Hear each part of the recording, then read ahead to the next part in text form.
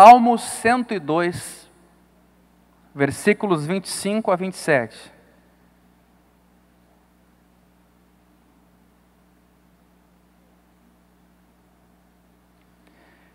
Em tempos remotos lançaste os fundamentos da terra, e os céus são obra das tuas mãos. Eles perecerão, mas tu permaneces. Todos eles envelhecerão como uma veste, como roupa os mudarás, e serão mudados. Tu, porém, és sempre o mesmo, e os teus anos jamais terão fim. Amém? Ou seja, estamos falando aqui dos céus, que para nós parecem eternos, né? Para nós os céus não terão fim. Bom, lá em Pedro, a gente observa profeticamente que sim, um dia os céus terão fim. Jesus mesmo disse: terra e céus poderão passar, mas as minhas palavras jamais passarão. Pois bem, aqui nós temos essa indicação. Há um envelhecimento na criação. Há uma mudança, uma mutabilidade. Mas Deus é o mesmo e os seus anos jamais terão fim. Deus é imutável na sua essência, Deus é imutável nas suas características. E esse é um dos motivos pelos quais podemos ter segurança em Deus. Ele não muda, como diz Malaquias 3,6. Eu, o Senhor, não mudo. Hebreus capítulo 1, versículo 10, é um outro texto bíblico que fala sobre isso, que nada mais é do que a citação desse salmo que a gente acabou lendo agora há pouco. No princípio, Senhor, lançaste os fundamentos da terra, e os céus são obra das tuas mãos. Eles perecerão, tu, porém, permaneces. Sim, todos eles envelhecerão, qual veste. Versículo 12. Também qual manto os enrolarás, e como veste serão igualmente mudados. Tu, porém, és o mesmo, e os teus anos jamais terão fim. Então, o próprio Novo Testamento também concorda com esta ideia de um Deus imutável, de um Deus eterno. Bom, um texto que vocês conhecem muito bem nesse mesmo livro é Hebreus 13:8. Jesus Cristo ontem e hoje é o mesmo, e o será para sempre. Bom, mas aqui, pastor, aqui é Jesus Cristo. Tudo bem. Mas a gente vai notar que Jesus Cristo é da essência de Deus, e por isso também Ele é eterno.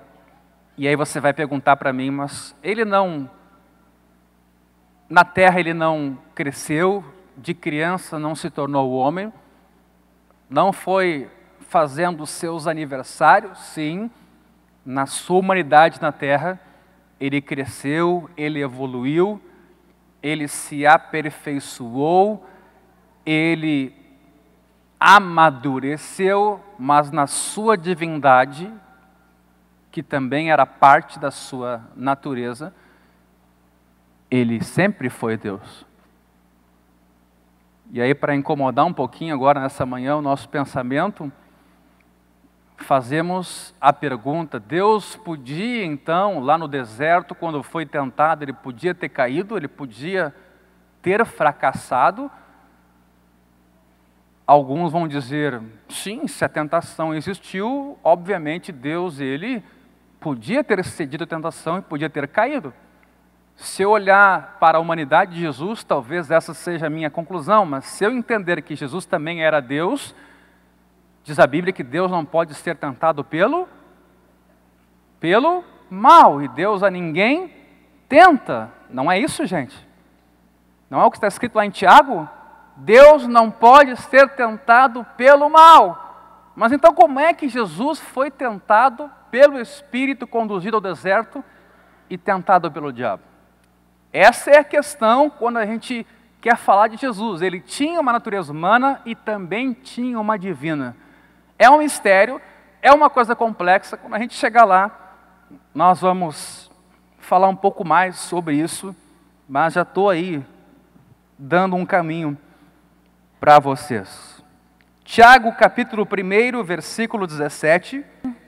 Toda boa dádiva e todo dom perfeito são lá do alto, descendo do Pai das luzes, em quem não pode existir variação ou sombra de mudança.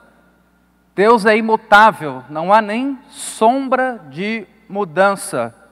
O ser humano, ele é mutável. O ser humano, ele não se acomoda enquanto não encontra satisfação. E a nossa maior necessidade de satisfação é o próprio Deus, embora nós não saibamos disso. E é por isso que a gente muda em direção a Ele, porque a gente não é como Ele e é incompleto sem Ele. Então, a nossa caminhada na Terra é uma busca constante, alguns chamam de busca existencial, até que as coisas façam sentido, até que eu me encontre, alguns dizem, né? Até que esse vazio, essas perguntas que eu tenho sejam respondidas. Por quê? Porque nós somos mutáveis. Hoje a gente gosta de uma coisa, amanhã não gosta mais. Hoje parece que a gente está bem casado, daqui a 10 anos a gente pensa que não está mais. Hoje a gente tem um carro, daqui a um tempo já não quer mais esse carro, já não gosta mais dessa profissão. A gente muda, e muda muito. Nós somos seres humanos mutáveis. E esse é um dos motivos pelos quais nós buscamos satisfação aqui ou acolá. Mas essa satisfação, em última instância, ela se encontra em Deus, ela está em Deus. Mas essa é a nossa característica, e é por isso que Deus é chamado de rocha, muitas vezes, porque ali a gente sente firmeza. As coisas ali não se movem, ali não há mutabilidade, ali nós sentimos segurança, parece que nós nos encontramos. Temos confiança. O ser humano não é assim. No livro de Salmos ainda, capítulo 33, versículo 11, nós observamos uma consequência de Deus ser imutável. O conselho do Senhor dura para sempre. Os seus desígnios, ou os desígnios do seu coração, por todas as gerações. Não é só Deus que é imutável, pelo jeito aqui, consequentemente o seu propósito também é imutável. Os desejos, os projetos do seu coração, por todas as gerações, são imutáveis. E talvez aqui alguns vão dizer, mas como? Existem indícios na Bíblia de que Deus mudou de ideia, de que Deus mudou de caminho, de direção. Mas a ideia geral aqui é de que Deus ele é imutável nos seus propósitos, projetos, nos seus alvos. Deus não muda, e glória a Deus por isso. Um outro texto que nos fala disso é Isaías 46. Isaías 46, versículos 9 a 11. Lembrai-vos das coisas passadas da antiguidade, que eu sou Deus e não há outro. Eu sou Deus e não há outro semelhante a mim, que desde o princípio anuncio o que há de acontecer, e desde a antiguidade as coisas que ainda não sucederam. Que digo, meu conselho permanecerá de pé, farei toda a minha vontade. É um texto forte, né? Que chamo a ave de rapina desde o Oriente e de uma terra longínqua, o homem do meu conselho. Eu o disse, eu também o cumprirei. Tomei este propósito, também o executarei. Então, este é o nosso Deus. Ele tem um propósito único, ele tem uma vontade única que não muda. E não só ele se encarrega de anunciar o que vai acontecer, mas ele também está encarregado de executar o que vai acontecer. Por vezes, nós achamos que a nossa omissão na obra de evangelização vai causar um colapso no reino de Deus. E nós fazemos um terrorismo Acho que a ideia é um pouco diferente. Nós temos o privilégio de participar da obra de evangelização e de nos deleitarmos em Deus, porque é ali que o homem encontra sua satisfação plena. Lembra-se desse homem imutável? Em Deus ele se satisfaz. E Deus se satisfaz no ser humano. Agora, eu achar que o mundo depende de mim, eu achar que a obra de evangelização depende de mim, eu acho que isso é muita pretensão de não enxergar esse Deus que atua nos nossos desejos. Esse Deus que mexe conosco sem às vezes a gente perceber e que cria circunstâncias para que nós sejamos canais dele nos mais diferentes lugares. Então aqui a gente observa que há um Deus que tem propósito. Esse é um tema relevante quando se fala de evolução, dessa ideia do acaso, que o ser humano veio a surgir de um organismo unicelular, precário, simples, e que foi se tornando complexo e se dividindo e se multiplicando. A partir de esse organismo celular, toda a humanidade foi criada, todas as coisas, a própria Terra, ao acaso. Completamente ao acaso. Isso, com todo respeito, parece não estar de acordo com o texto bíblico que anuncia o que vai acontecer e, mais do que isso, executa o planejado. Lá em Mateus 13:35, Jesus está falando por parábolas e ele diz uma coisa muito interessante. Ele fala por parábolas e sem parábolas ele não falava, diz aqui o texto, para que se cumprisse o que foi dito por meio do profeta. Abrirei em parábolas a minha boca, publicarei coisas ocultas desde a criação do mundo. Aqui a gente nota que Deus já tinha um plano bem elaborado antes mesmo do mundo ser criado. Isso tornou-se público posteriormente, especificamente aqui, no ministério de Jesus. Mas já era plano desde a criação. Amém, gente? Desde a criação. No próprio livro de Mateus, capítulo 25, versículo 34, o que a gente encontra aqui? Jesus, ou o rei, dizendo os que estão à sua direita: vinde, benditos de meu Pai, entrai na posse do reino que vos está preparado desde a fundação do mundo. E alguém pode dizer, mas vem cá, então, Deus já sabia que o homem ia pecar? E obviamente, então, a obra da cruz já estava planejada, porque se previu a possibilidade do homem pecar? Com certeza. O que a gente pode dizer disso é, Deus não fez o homem pecar, mas talvez Deus, obviamente, sabia que o homem pecando, alguma obra precisava ser preparada para resolver o problema do pecado. E é por isso que nós temos menções na Escritura ao propósito eterno de Deus, propósito eterno, que não foi abalado pelo pecado, porque Deus já estava preparado para esta possibilidade. É por isso que é um propósito eterno, perfeito. Deus não resolveu lá no ano 30 ou 25 da era cristã, criar um projeto para a solução emergencial do pecado. Deus previu que isso podia acontecer e já havia planejado essa saída. Efésios capítulo 1, esse é um texto importante. Efésios capítulo 1.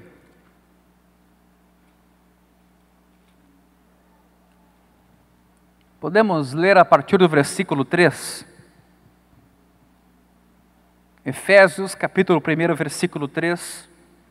Bendito o Deus e Pai de nosso Senhor Jesus Cristo, que nos tem abençoado com toda sorte de bênção espiritual nas regiões celestiais em Cristo. Assim como nos escolheu nele, antes da fundação do mundo, para sermos santos e irrepreensíveis perante ele. O que a gente observa nesse texto? Que Deus nos escolheu Antes da fundação do mundo. Eu gosto dessa passagem porque isso indica que o mundo foi criado para que eu nele morasse. Ou seja, que o mundo não é tudo, mas Deus criou o mundo porque antes me escolheu e fez uma terra para que nós, seres humanos, pudéssemos habitar esta terra. Mas o mais, assim, assombroso é que nós fomos escolhidos antes da fundação do mundo para sermos santos e irrepreensíveis perante Ele. Versículo 5. E em amor nos predestinou para Ele, para a adoção de filhos, por meio de Jesus Cristo, segundo o beneplácito de sua vontade, para louvor da sua glória, para louvor da glória de sua graça, que Ele nos concedeu gratuitamente do amado. E a gente pode seguir a leitura desse texto, e a gente vai perceber quanta coisa rica há aqui. Mas olha o versículo 11. Nele, digo, no qual fomos também feitos herança, predestinados segundo o propósito daquele que faz todas as coisas conforme o conselho da sua vontade. Olha que texto forte esse do versículo 11. No qual fomos também feitos herança, predestinados segundo o propósito daquele que faz algumas coisas, daquele que faz todas as coisas conforme o conselho da sua vontade. Essa palavra aqui no grego é energel, que significa ele forma, ele desenvolve, ele gera, ele produz. Para nós seres humanos é difícil entender, compreender ou até provar isso, mas é fato que há um Deus que está acima de tudo isso, mesmo que nós não percebamos, que tem propósito, que predestina, que escolhe. Este é o nosso Deus. Ele consegue ser tão grande e ao mesmo tempo ele consegue ser pessoal, consegue estar em cada um de nós. Capítulo 3 de Efésios, versículo 9, Paulo está falando do seu ministério, e ele diz que esse ministério é de insondáveis riquezas, e a sua função é, versículo 9, manifestar qual seja a dispensação do mistério, desde os séculos, oculto em Deus que criou todas as coisas. E o que Paulo está falando aqui exatamente é que o fato de os gentios agora fazerem parte da igreja foi surpresa para muita gente, mas parece que este plano já existia antes da criação do mundo. Primeiro que Deus escolheria uma nação, e através desta nação glorificaria o seu nome, e depois essa nação seria uma figura para uma coisa maior que aconteceria, que era a salvação de toda a humanidade. Se você ler o capítulo 3, você chega a esta conclusão. Os judeus não sabiam disso, isso para eles foi muito diferente ou não compreensível, mas isso estava oculto em Deus, que criou todas as coisas. Às vezes a gente tem uma ideia de que Deus fez as coisas de improviso, mudou as coisas no meio do caminho.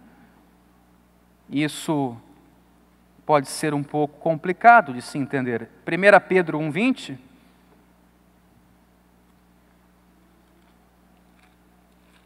1 Pedro 1,20. Pois que glória há se pecando e sendo...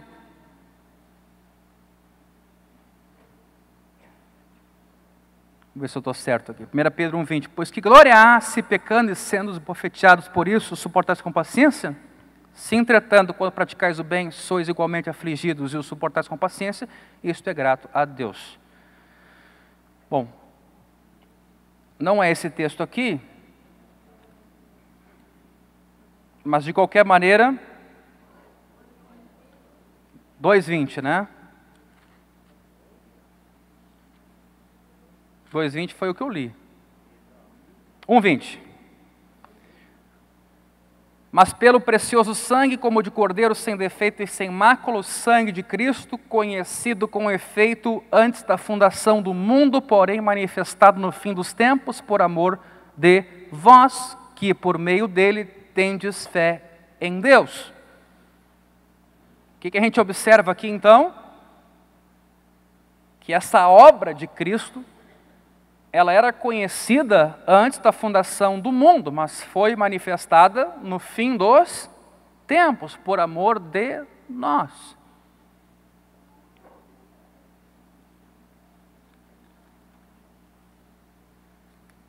Oi?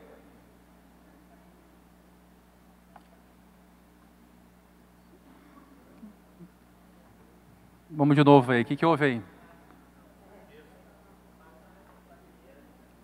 1 Pedro 1:20.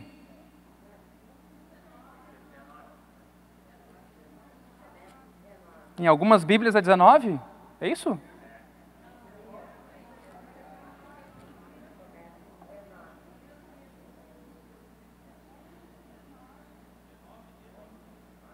Não, tudo bem. 1 Pedro 1:19 e 20. É isso? Ok. Agora, Apocalipse 13:8.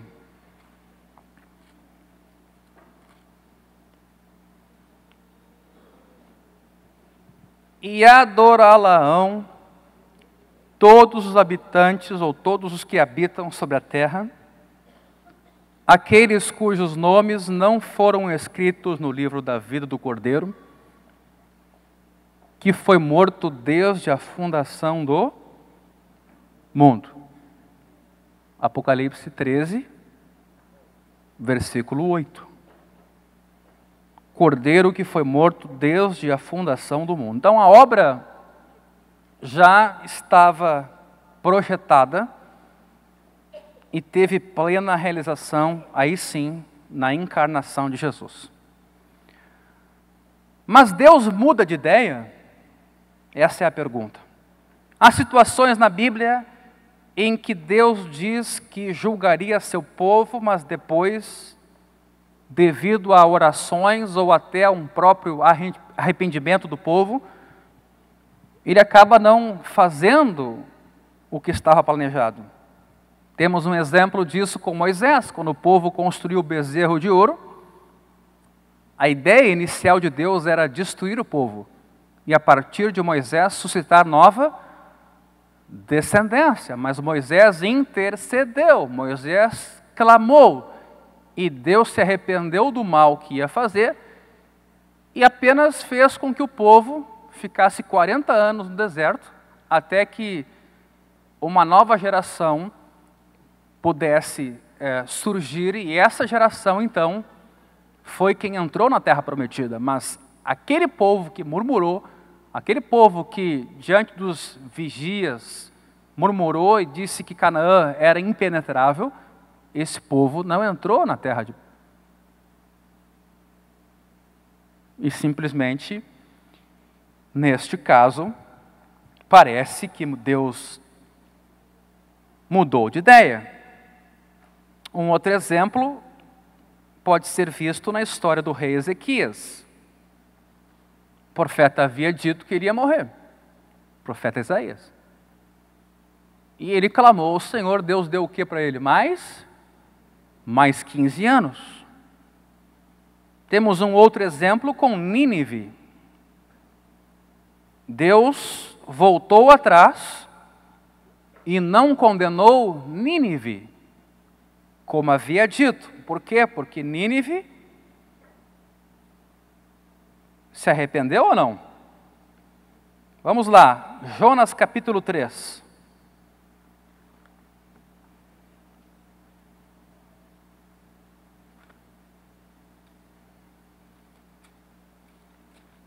Jonas capítulo 3, versículos 4 e 10.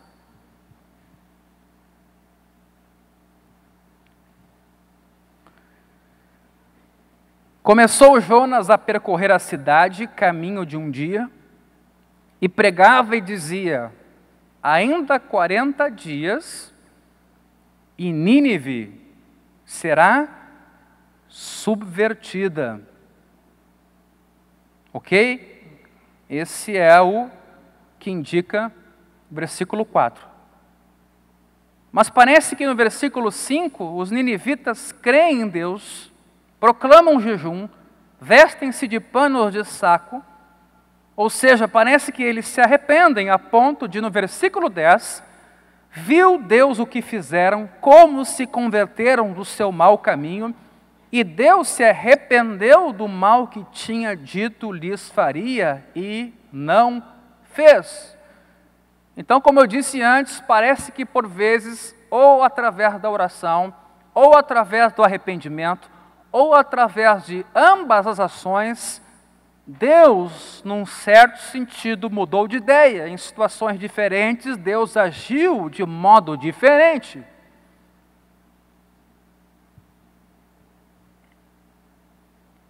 E o que dizer então da criação do homem e da nomeação de Saul como rei de Israel? Também diz o texto lá que Deus se arrependeu de ter criado o homem por causa do pecado, quando este pecou, e Deus também se arrependeu de ter escolhido Saul rei em Israel.